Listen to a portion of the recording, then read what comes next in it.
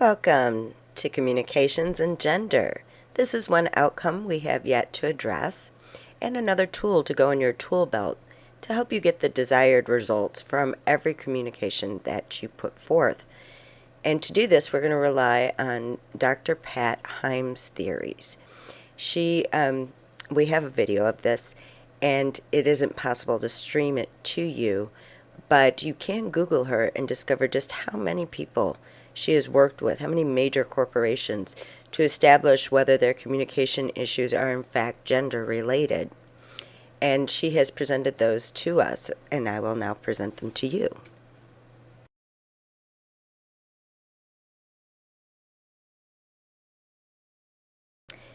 Dr. Pat Heim has 5 basic premises, and the first is the games that we played as children dictate how we interact at work. And those games in particular are gender based. For instance, males will tend to play more team sports, whereas girls tend to play one on one, as in dolls or house. And that the games boys play tend to be goal oriented, get to the end line, make a home run, and get to the base, whereas girls tend to process. There is no goal in dolls or house. The second premise is that they take these games then to work. This is how we've learned how to relate, and that's how we relate once we get to work. The third premise, and this was an interesting one, it's based on new research, that our brains physically are different and process information differently. And then the fourth premise, and this is a point that she really strives to make throughout her video, is that both ways are right. There is no wrong and right. They're both right, and they're both applicable within our own culture. So when women are dealing with women, everything is fine. When men are dealing with men, everything is fine. It is only when the two cultures collide that we get miscommunications. And that leads us to her fifth premise, which is the whole goal of her mission in revealing this information, is that while we may be a lot more careful with people who are obviously from a different culture, we aren't as careful with people of the opposite gender because we see them as coming from our same culture, when in fact she claims these are two very different cultures interacting. And that's where the trouble lies. So her objective is to make it visible to us so we can see we're coming from two different ways of processing information.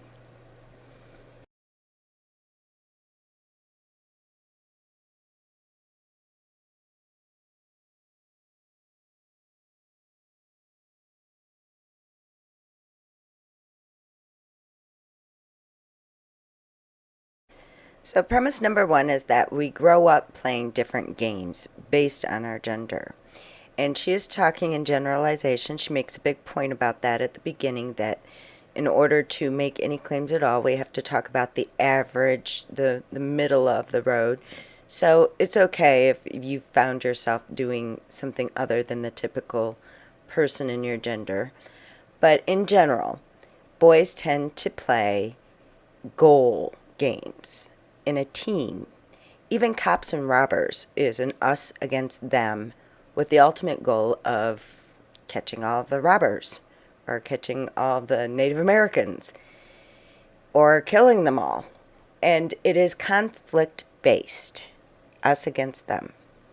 Girls, on the other hand, tend to play more relationship games. If they're playing dolls, it's about taking care of the doll's house. It's about taking care of the family and the relationships.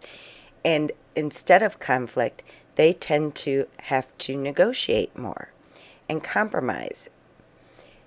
Because if one gets too uppity when you're playing dolls, the boss doll leader will lose her friends. You can order your other friends around her, you won't have any. In the boys' team, it functions in a hierarchy. That is, there's the coach, and then there's the the older or best players, and then there are the lesser players, and then they're the ones on the bench. And everyone knows to follow orders. So when the coach says, as she gives the example of, coach says, go 20 yards down and turn left, you don't stop and discuss it with the coach and say, well, maybe we should do this. Whereas the girls are used to playing less team oriented, less goal focused. There is no goal to dolls. And so it's very important to have this flat relationship. Everything has to be fair. And Pat Heim calls it the dead even rule. In fact, nobody can get out of line. Nobody can be bumped up or down because that's not very comfortable in this scenario. Everyone has to be kind of equal. Now, boys, one of the benefits that boys experience growing up this way is that they're used to losing almost as much as they're used to winning, and they've had lots of practice at losing. So they know that once the game is over, and I've been trying to crush you for the last hour and a half, now we shake hands and we move on because there's another game around the corner. Whereas girls don't get practice with winning and losing if they are playing these relationship games because you can't really lose. There is no goal, so you can't really lose at dolls. Okay, that's our first premise.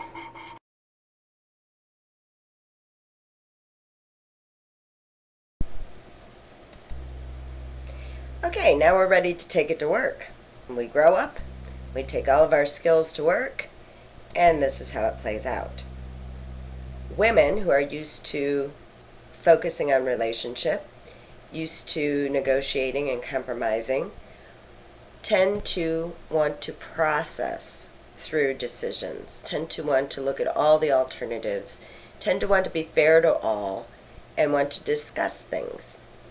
Men tend to be goal-oriented. They want to kill it. What's the problem? Let's kill it. Stay direct.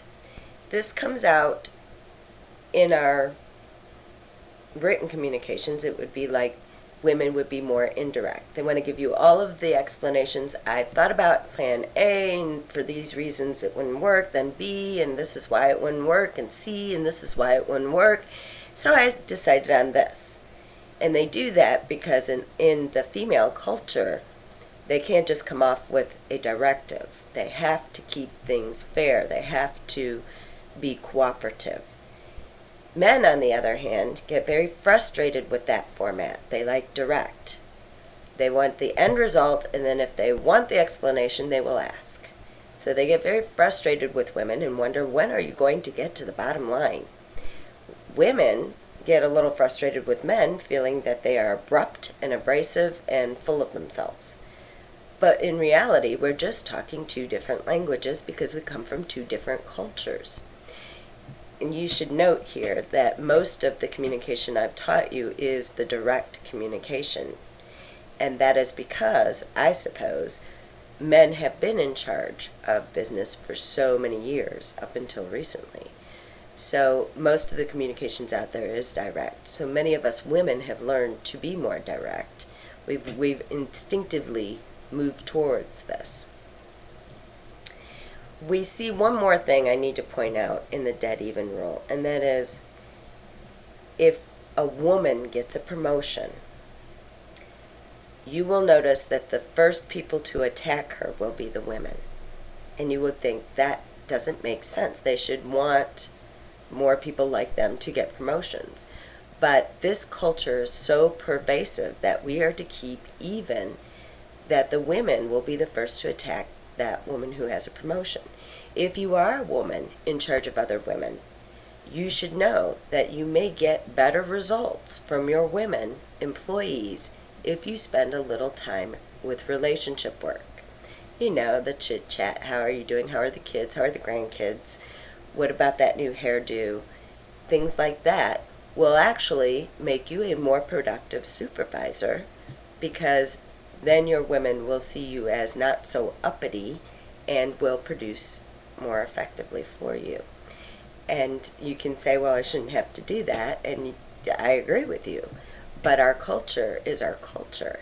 And the way we think is the way we think. And it's not anything consciously going on. It is a subconscious thing that you are now aware of that they are not.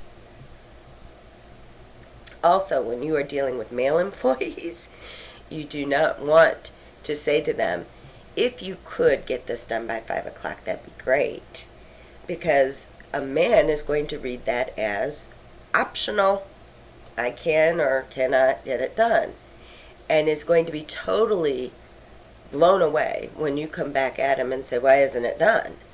Because of the way you phrased your question. If you're going to ask advice of men and you are a woman, you want to be very clear that you will be the one making the decision and that you will be asking other people if you intend to do so. Otherwise, that man is going to think, why did you ask me if you were going to do something else anyway? And they're going to be angry with you. So you have to give them 2 cues to let them know, I'm the one who's going to kill this objective, and second cue, I'm the one who's going to ask other people's opinions so that yours will be one of many. Good.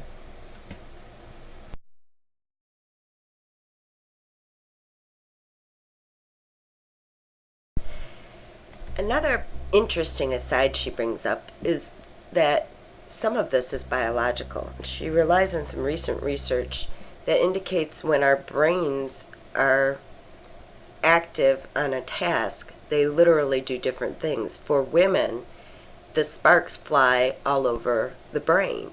For men, it's concentrated in one area. She takes this information and she says what it looks like to the other culture.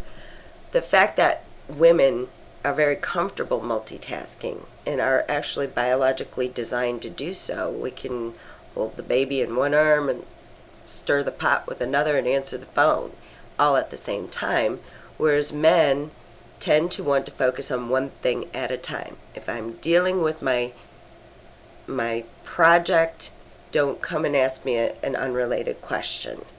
I have to literally unplug from this project to hear what you have to say.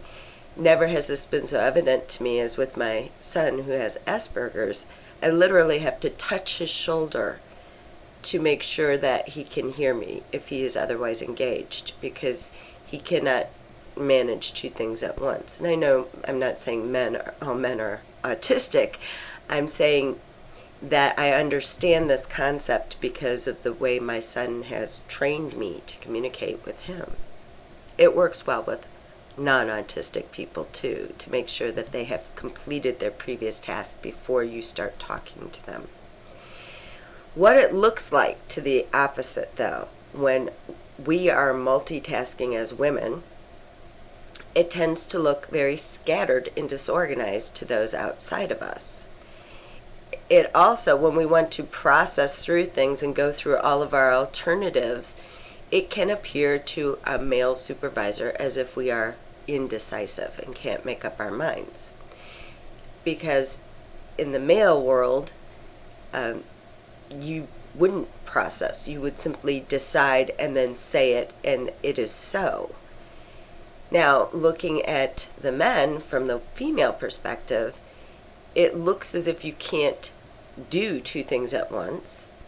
It looks as if you can't hear me when I'm talking to you if you are otherwise engaged, and it looks as if you can't multitask, which I just said. Sorry.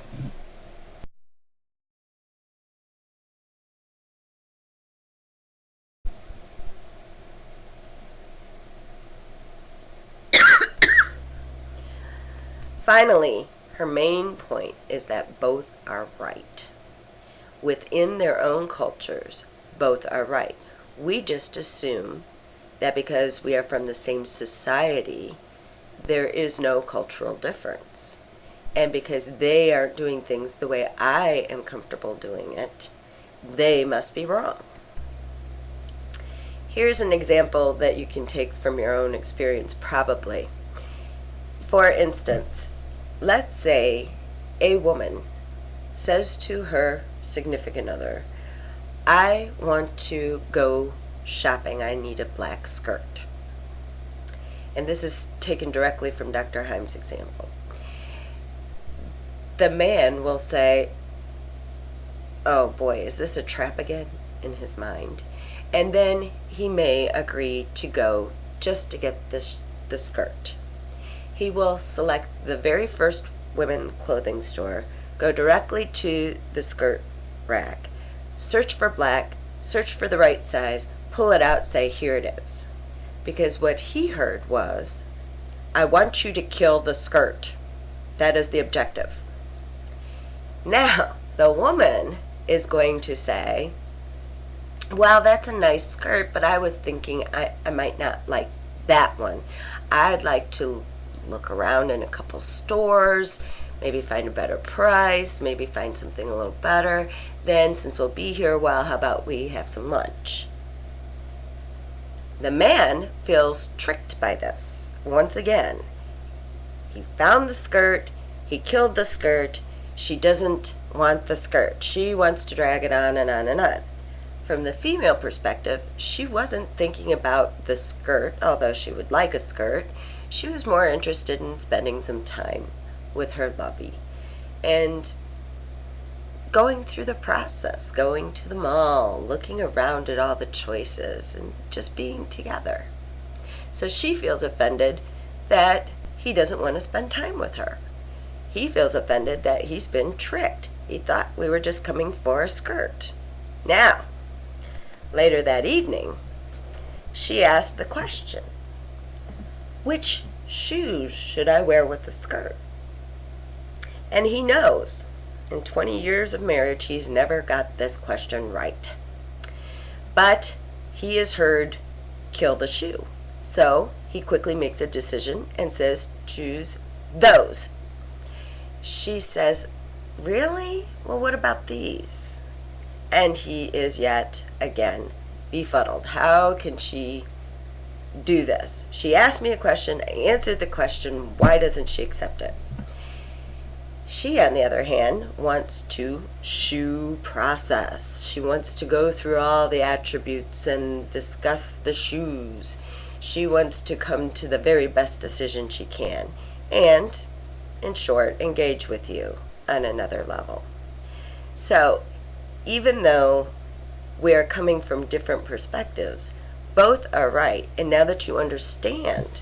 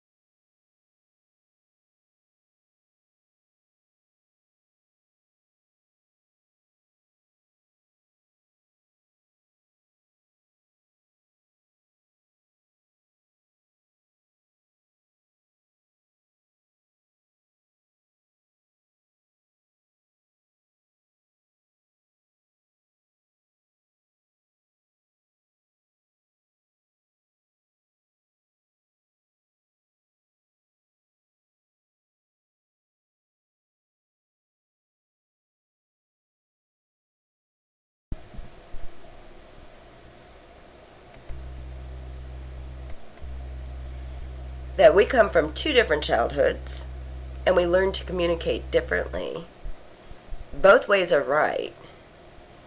But now that you see it, now that you see that it is two separate cultures, you can use this information to help you with your business communications and get the results you're looking for. Now I'm going to put a special note here. I want to clarify this because we all know that generalizations can encompass everything, and I'm sure as you were going through this you thought, well, I'm not like that. I played team sports even though I'm a girl. These are generalizations. And I even had a student who was a female supervisor of a male who drove her nuts. Apply these principles. She reversed the roles and she said, all right, I've been approaching him with more direct. I'm going to try a little indirect processing and see what happens. And it worked. So even though they may look male, they may be communicating female, and vice versa. The upshot is, if what you're doing isn't working, try the other way. Try to process with somebody if you're used to talking directly. Or try to give the end result first if you're used to processing with this person and they get frustrated. Give the end result first and then backfill as they ask you questions. See what works best for you.